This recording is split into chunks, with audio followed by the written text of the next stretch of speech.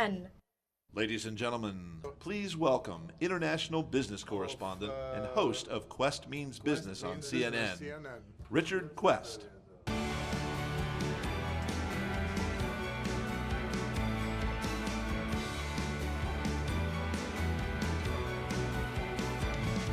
Right. Well, this is a bit different, isn't it? Here we are, all together. We deliberately chose to abandon the old way of doing things.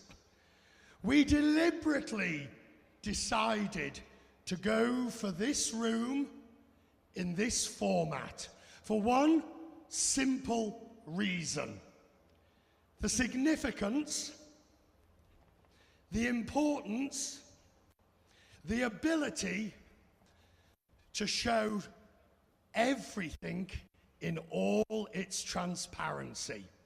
So wherever you're sitting in this room, you can see the good, the bad, and the ugly.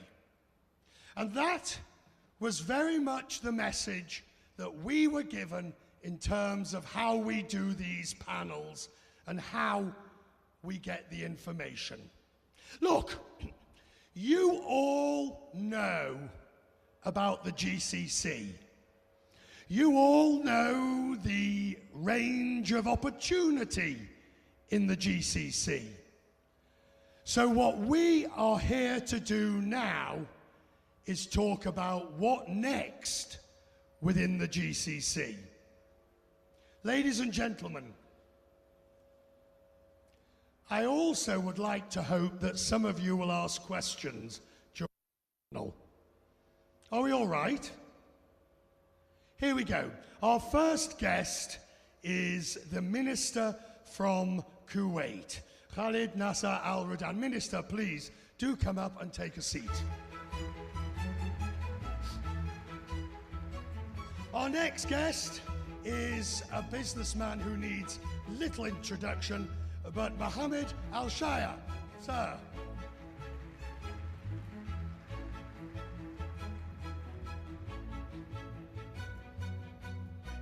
And if you, sir, would take this seat over here. Our third guest, the banker and financier, Jassim Alseddiqi. Sir. Come on up. The price is right, as they say. And our final guest is the minister from the host country, Zayed Al-Zani. Minister.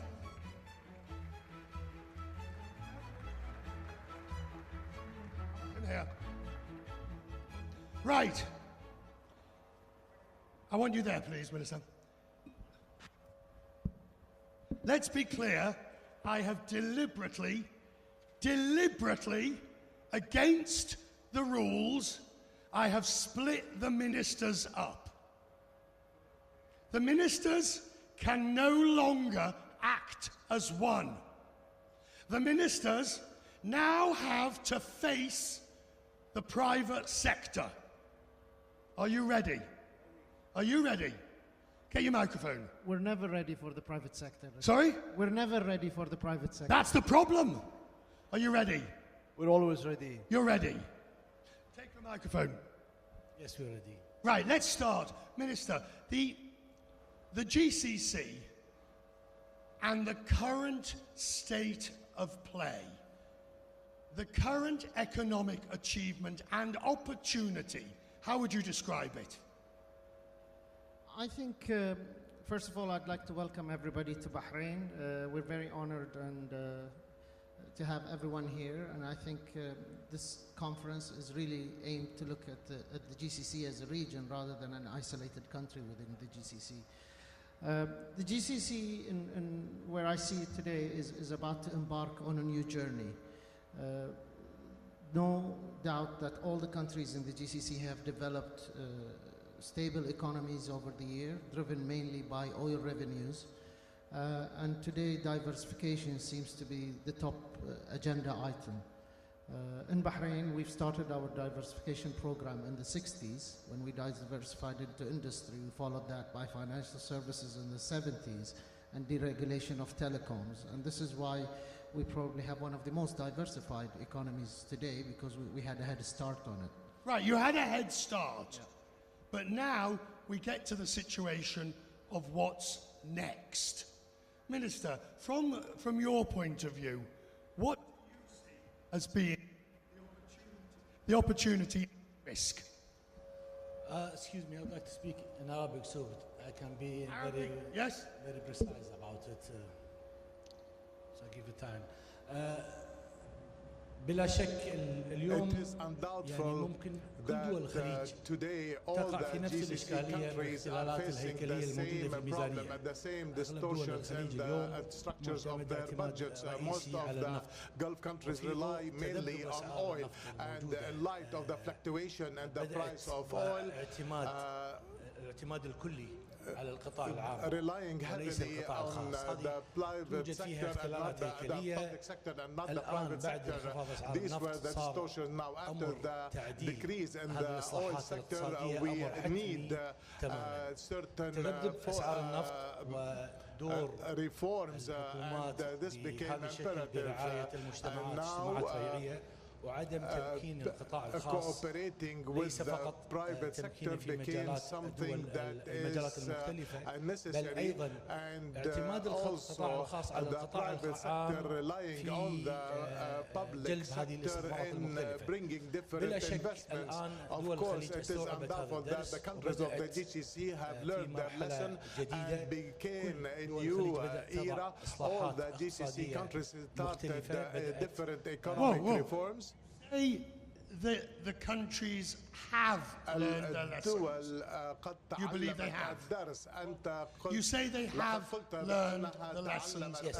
Yes. أنا أعتقد الدرس الذي استوعب الفترة اللي فاتت أن مصدر النفط لم يعد هو المصدر الذي يمكن الاعتماد عليه بالفترة المقبلة. لذلك كل هذه الإصلاحات الاقتصادية صارت أمر حتمي وهناك خطط مختلفة لكل دول مجلس التعاون وهناك تنافس محمود ما بين دول مجلس التعاون لجذب الاستثمارات الخارجية. Do you agree, as somebody who is in the non-oil sector, do you agree that the relationship between public and private has changed in the right direction? I think so. And let me tell you that we, as a business, investing every year in the expansion of our business about $300 to $400 million in the GCC. And also we have been very positive about the largest economy, which is Saudi Arabia. And we are going ahead with a $4 billion project in Riyadh. Would we do that if we are not happy with the reforms? No, we are happy with the reforms. And each country has its own DNA, its own challenges and opportunities. But the key thing is lifting people per capita year after year. As a merchant, I want them to consume more, of course. Of course. Each country is going in its own way. As you look at the various countries in terms of investment opportunities, what do you see as the strengths and the weaknesses? Absolutely. So, early 2016, we've really focused on the GCC. For us, the GCC really, or the most countries that we focus on, are Bahrain, UAE, and Saudi Arabia. We see tremendous opportunity when you look at risk-reward today, globally. We think the best risk-reward relationship would be in the GCC. Why? For the return you get, for the risk you take. So the risk in our minds, the risk in the GCC today, whether it's political risk, economic risk, whatnot, is much, much smaller relatively than other parts of the world compared to the return.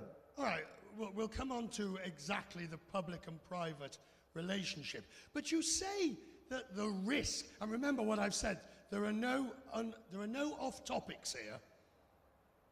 I didn't agree to come here so I could be told what to ask. You say that they're the risk and reward, but hang on a second. There's risk everywhere in this part of the world. Everything from Yemen across to Syria, across to the current dispute with Qatar. Absolutely, it has been the same for the past 50 years. Some would say it's getting worse. In the past 50 years, this region has always been at war, whether it's the Gulf War, the Israeli-Palestinian conflict, today it's the Yemen war, this will go on. But in that same period of time, the GCC has prospered tremendously. I think what we have to also take into account is that we're seeing new sectors developing in the GCC. So we're shifting away from the traditional drivers of our economy, shifting away from energy, from commerce, trade. We're getting into fintech, IT, tourism. Tourism has always been a neglected part of our economy. Today it's a thriving part, whether it's led by the UAE and Bahrain. We've doubled the contribution of tourism into our GDP in less than 3 years. Every other country in the GCC is opening up to that. Right, we'll come into that, but let's just stick for a moment on the risk question. Since this is an investment conference, the risk question facing geopolitical risk, as Jassim says, it's everywhere. Yes. I think the risk is always factored into the investment. No investment in the world is riskless. But when you look at the stability of the region, and I think as an investor, you would not take an isolated year or two. You'd look more at a trend and at a cycle. And if you look throughout the history of the GCC, like Jassim said, with all our challenges, with all our threats, with all the risks around, I think the GCC as a region has proven to be sound, growing, and people who have invested here, whether locals or foreign investors, have come back and invested further. If I may add, the margins in the GCC are superior to the global margins, number one. Number two, the tax regime is also superior to compared globally. And please don't forget, South Korea has been a neighbor to North Korea for a very long time, and yet they prospered in the past 30 years. The theme of the conference is unlocking the puzzle. I don't see it a puzzle. The Gulf, the GCC, has 30 million population citizens entitled for the government services, 70% below 30. Sovereign wealth fund of 3 trillion. GDP of the GCC is 1.7 trillion. Private wealth of at least 1.5 trillion. And healthy sovereign debt compared to Japan of 200%. So we have a lot of opportunities with our youth. Now, youth has to be employed. And where they are to be employed? In many sectors, and particularly, in my opinion, retail and services. That is if youth, that is if they want those jobs. If an environment is created where honest work is considered to be the way forward. Yes, I agree. And now the role of the government is not to spoil the youth and give them a job just for the sake of giving them a job. They have to be qualified to get the job. It's unfair for a smart girl and a smart graduate man to be sitting with next to someone who have come by connection of tribal or by not knowing people. It's not fair. It's unsustainable. Unsustainable. Yes, Minister. I think يعني تذبذب أسعار النفط The fluctuation of oil prices has created a real opportunity for the Gulf countries. I believe after the decrease of oil prices, now we need a lot of economic spaces because the fluctuation and all the prices created new needs, and now there is room for investment. If you notice now all the economic programs in the GCC countries, we are attracting new firms, we are amending our legislations and laws, and the third thing is technology, which now has been driving us by force to keep up with the whole world. Going back to the point of Mr. Al-Shaya about spoiling the youth, he's absolutely right. I think it's also time for GCC to move away more from being more socialistic in their approach to being more entrepreneurial. There's a huge potential in the region within the younger population. They have brilliant ideas, excellent training and education. And I see the role of government, and that's what the government of Bahrain has done, is emphasizing more on training, emphasizing more on capacity building, on infrastructure, where you give these youth a chance to prosper rather than just give them social welfare for being citizens. Right, on that point, that's a revolutionary idea in some of the GCC countries. When oil prices were low, suddenly certain countries faced that reality. But if oil prices start going back up again, and they're at 70 and may go north of that, how do you prevent going back to the bad old days? How do you maintain that movement forward? I think that's where the biggest lesson learned is that we shouldn't take things for granted, that they last forever. Memories are short. Sorry?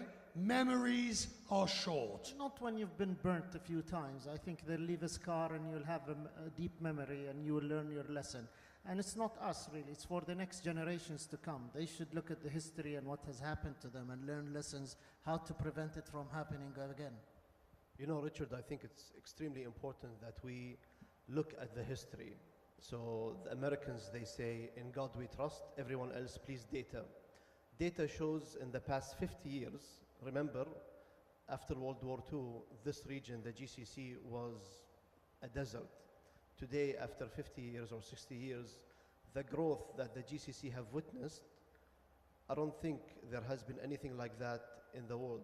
Not only in buildings and infrastructure, but also in capabilities, in the people, generations. There were illiterate generations. Today, illiteracy is very, very low in the GCC, and compared to other countries in the region where illiteracy has gone up. So what the GCC has done in the past 50 years is really commendable.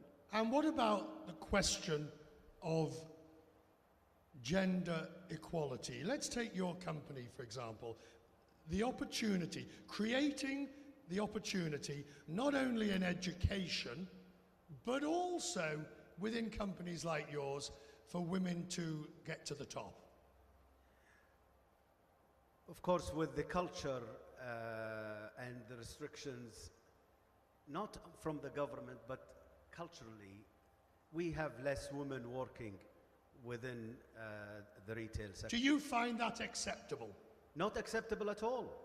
We have a Russian business that 90% of the 4,000 employees are women. Do you, Minister, do you find the current situation acceptable? I mean, if we look at Bahrain, for example, women are integrated in all aspects of the job market. In government, 53% of the labor force are female women. So it's a matter of choice, really. It's not a matter of isolating. But you'd agree that you say it's a matter of choice, but would you agree that the provision of opportunity must be equal?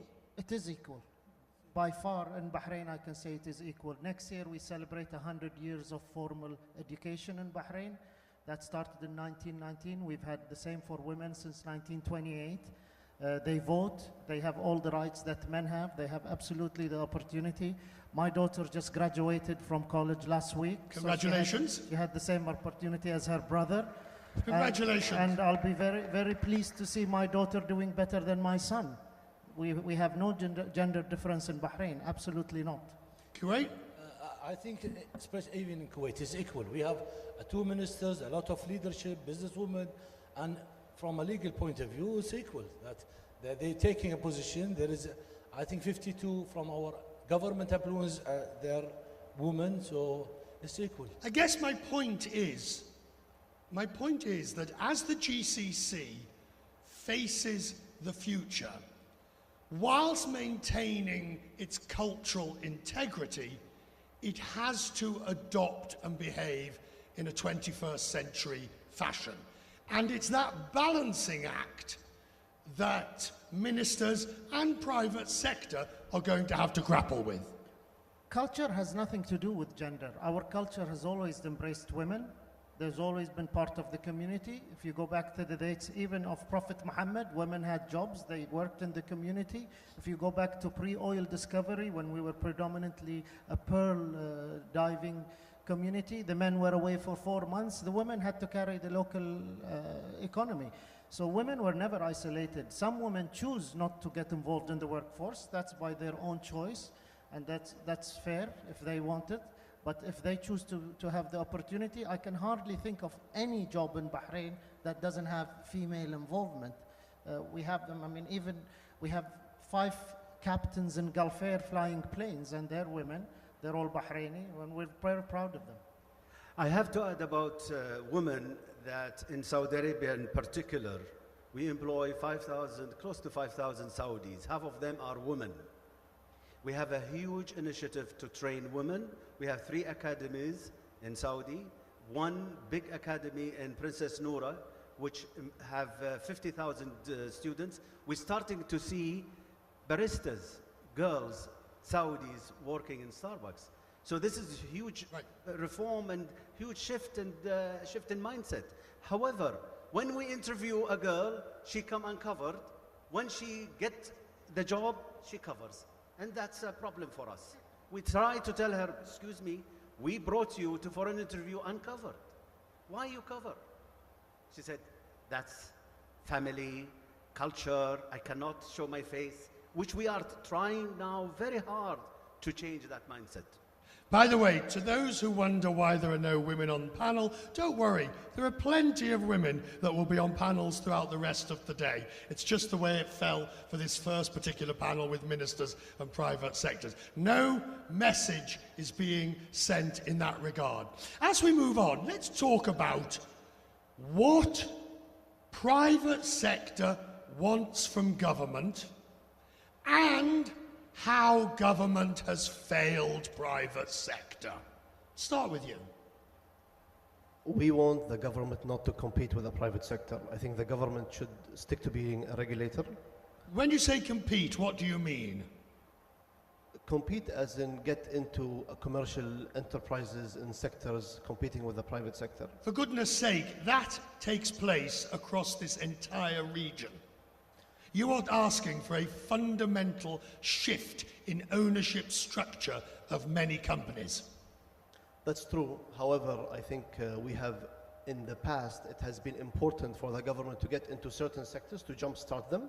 I think today the private sector, or we've learned in the GCC that the private sector is the core of the economy. It's really the dynamo of the economy. So more room should be given to the private sector to do that.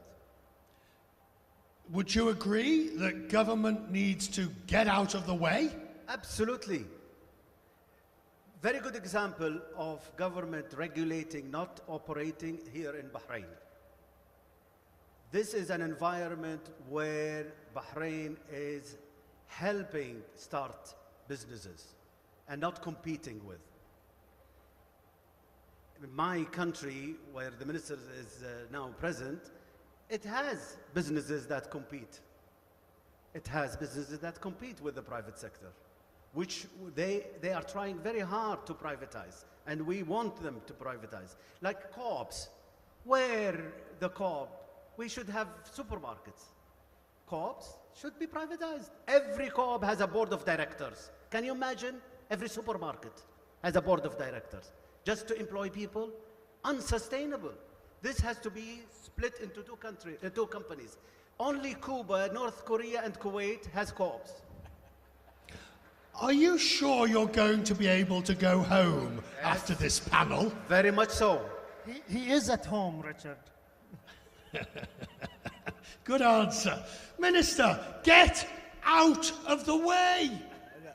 Actually, yes. We have a very the private sector in Kuwait has a very nice history. We are the first airlines was driven by the private sector. The first oil company in the GCC was driven by the private sector. We're trying hard to get out from the market, to be more of a regulator and escalator for the private sectors.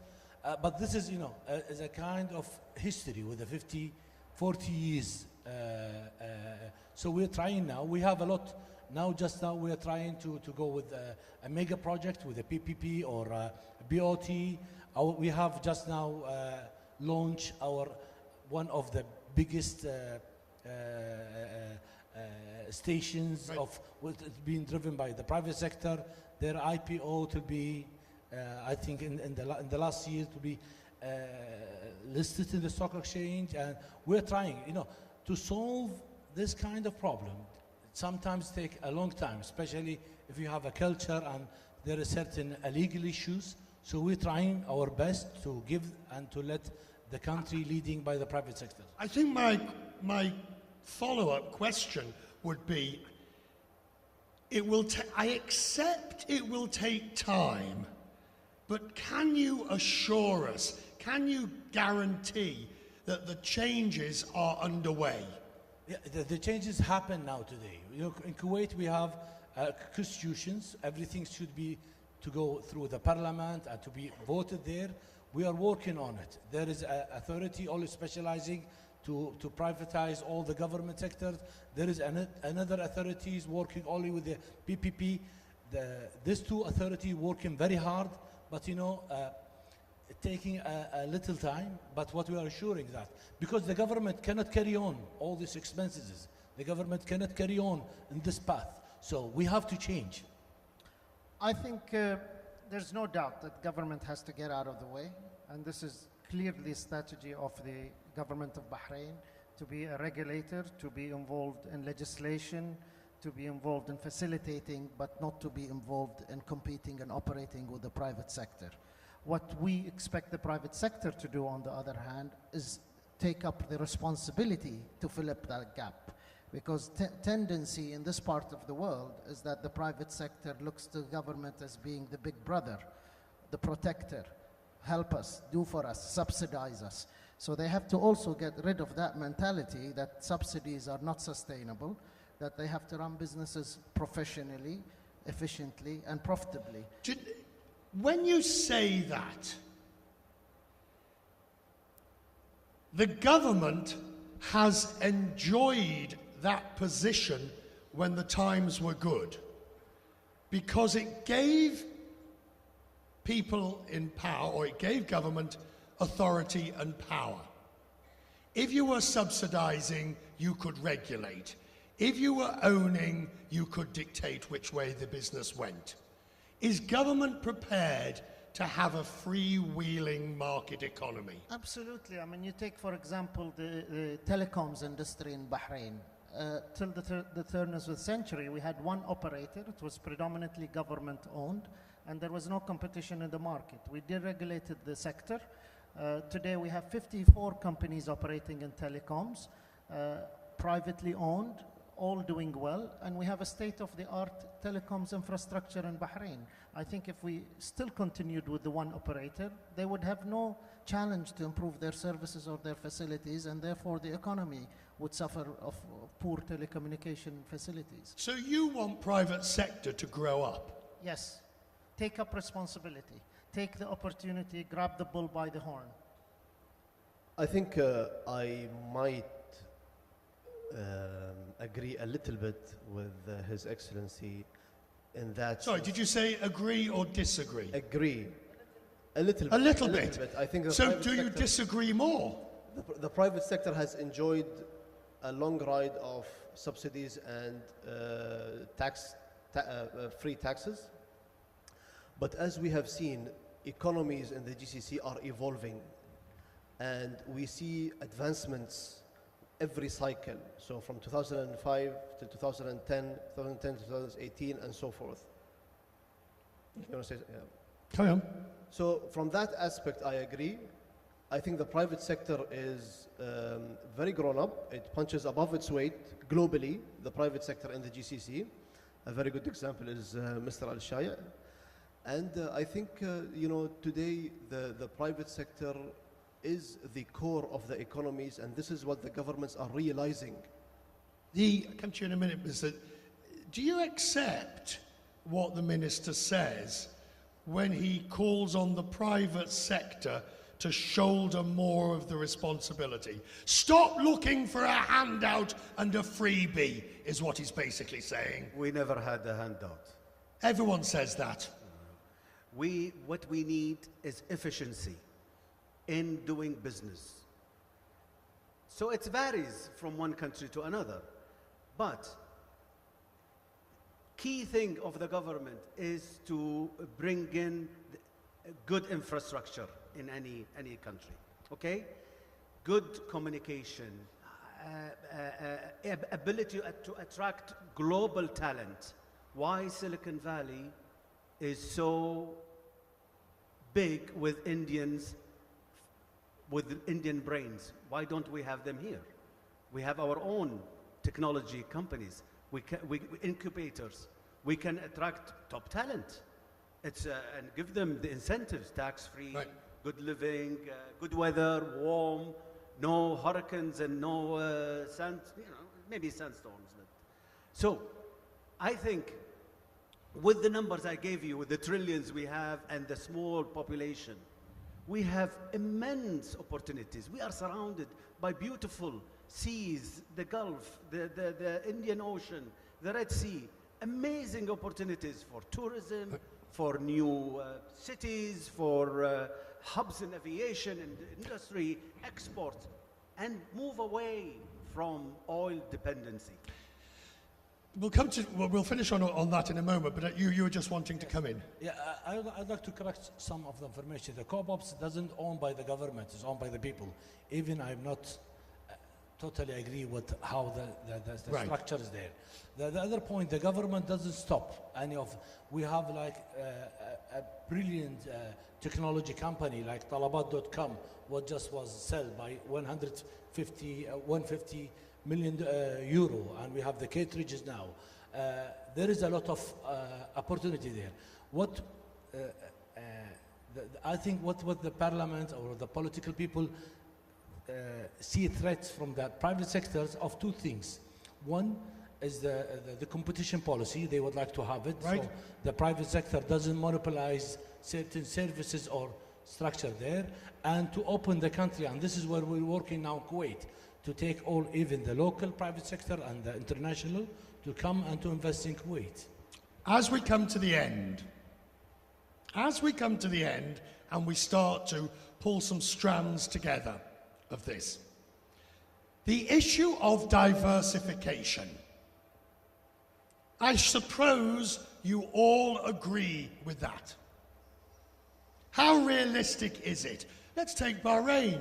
You've just found potentially vast new resources. That is hardly diversifying. Well, that's a gift from God, and you shouldn't say no to gifts from God. But I think we're sticking the course. What we found in recent discovery is something additional. It will no doubt have a positive impact on growing our GDP. It will no doubt have more contribution of oil and gas sector to the GDP. But I think we should act wisely to use the revenues generated from this find to develop our economy and diversify it even further, by investing in infrastructure, by reducing national debt, by investing in human capital in terms of training, health services, education. And I think Bahrain has always enjoyed this. I think the most undersold asset we have in Bahrain is the Bahrainis. We don't market them often enough. And what makes this economy strong and growing is the people from Bahrain and the embracing of expatriates who come to Bahrain. Final question. One change that you would like to make. Just one. Imagine I have now given you the power to make one change in the economic landscape that will enable the GCC to move and boom? What will be your one change? I think today we don't have a lot of ways. There is only one way, or there is no other ways. So we are working very hard for all these reforms. Dependence of the private sectors, maybe me and Mr. Even Zayani, my first job, my first government job to be a minister, all my whole life, I was in private sectors. So just now, maybe 15 months now staying. There is a lot of changes. There is a lot, what we need a time to transfer this habit or this traditional issue, what we have it, to change it to, back to your question again, sorry. One change that you would make? We'll let the business to be much easier easier deregulation. One change. Actually, I've been thinking about it. I can't find a reason or something to change. I think we're blessed with what we have currently. However, I think legislation changes should take quicker to happen, whether it's bankruptcy laws or whatnot. But I think what we have today, we're very blessed with it. We're very lucky with it. It's just that if time can be faster in terms of legislation changes. You want more? Minister. I will stick to the GCC, and I'd like to see a borderless GCC and a one currency with no custom boundaries between the GCC. We're missing out on a lot of inter-GCC trade because of delays, because of bureaucracy that we really don't need. We are, in shell, we are a custom union, but in practice, we are somewhere there. How, as long as I can remember, the GCC has played around with a currency idea or a single market idea. Will it happen in our lifetime? Depends how long we live, but I hope so. Your one change. Don't be scared of privatization. Governments privatize, move assets from your own to the private sectors and create global companies that can start from here, conquering the world. Conquering the world? Yes, with our talent, with our youth. They are young, smart, well-educated, young GCC nationals. Ladies and gentlemen, our panel, thank you.